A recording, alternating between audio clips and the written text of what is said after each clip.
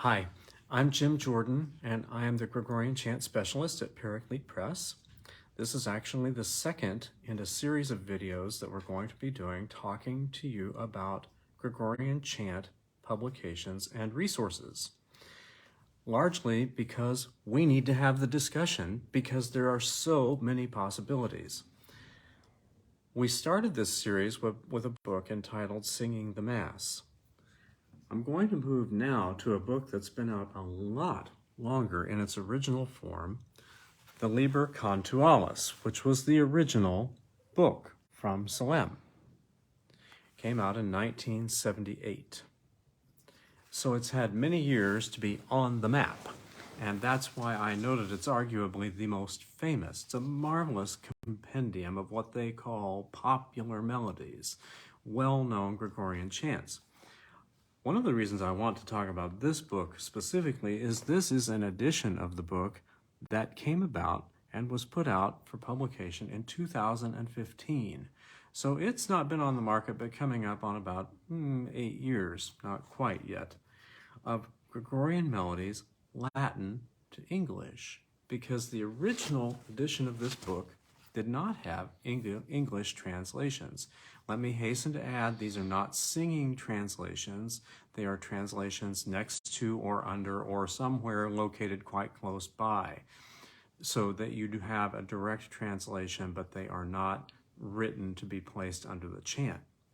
That said, it's still one of the most incredible resources to have available to you because it covers so many different topics. And I want to show you just a little bit of that. In the introduction, the sign of the cross, you have things from the various liturgies of the Word, liturgies of the Eucharist, and you can see as you go down. I'm just pointing to give you just a little time to look. Various Mass parts. Then from the funeral Mass. Sequences. This is one of the most genius inclusions in the book, the 4 sequences. Then what they have, miscellaneous chants. I love that because it just covers incredible amount of material.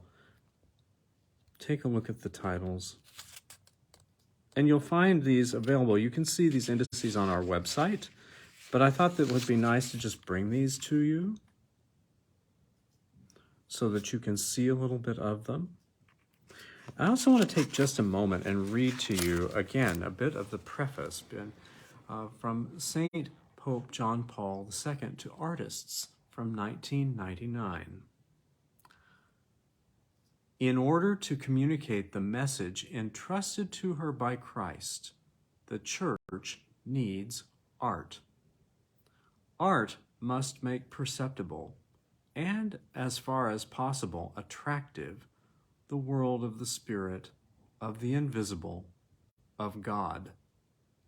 It must therefore translate into meaningful terms that which is in itself ineffable. Art has a unique capacity to take one or the other facet of the message and translate it into colors, shapes, and sounds, which nourish the intuition of those who look or listen. It does so without emptying the message of its transcendent value and its aura of mystery. The Church also needs musicians. How many sacred works have been composed through the centuries by people deeply imbued with the sense of the mystery? The faith of countless believers has been nourished by melodies flowing from the hearts of other believers, either introduced into the liturgy or used as an aid to dignified worship. In song, faith is experienced as vibrant joy, love, and confident expectation of the saving intervention of God. Now, who can argue with that? The other point, though, I want to make about this book, and we'll talk about these recordings in upcoming videos. This book has 2 recordings that go with it. Gregorian Melodies, Popular Chants, Volumes 1 and 2. They constitute the majority of the chants within this book and make a wonderful teaching unit where you can take your pick of what your need is and have that recording available to you from Solesmes to listen to it and be able to reference then both sight and sound. And as we all know, chant began here for teaching, learning, because it comes from here. This was second. This is really important because particularly with these chants, many of these are teachable by heart, by ear. So those recordings become even more important with this book as a resource for educating your schola and for educating your parishioners.